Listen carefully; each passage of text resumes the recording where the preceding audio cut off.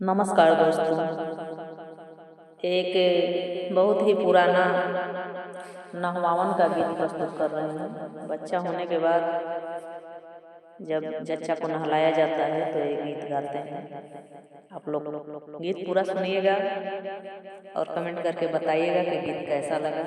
अगर अच्छा लगे तो लाइक कीजिएगा, अधिक से अधिक शेयर कीजिएगा। मेरे चैनल पर नए हैं तो चैनल को सब्सक्राइब कीजिएगा। अपना प्यार दुलार और आशीर्वाद दीजिएगा। सास और बहू का नाम चौक है इस गीत में। आइए सुनते हैं कैसे।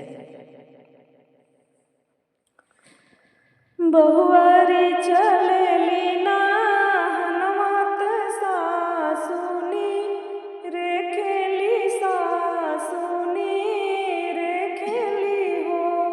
बहुआरी कामने चली कमालो भैलो तगर भजा नावेलू गर भजा नावेलू हो।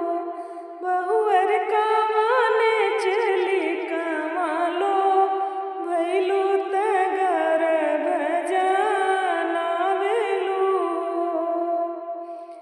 पुत मोर बसलया जोधा पतोहिया धवा राहर पतोहिया धवा राहरी हो।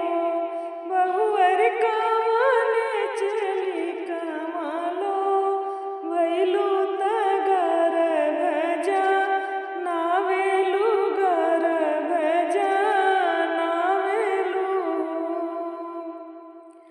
मोर पीछावरा बढ़िया बेगही चली यावहु बेगही चली यावहु हो।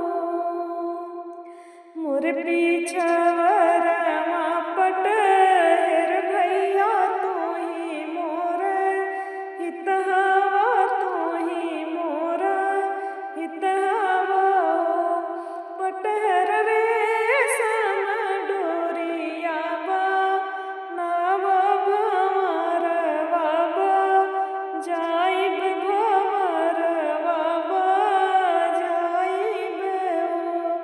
पटहर रेशम डोरिया बा नाव भंवरवा बा जाइब हो। अधिया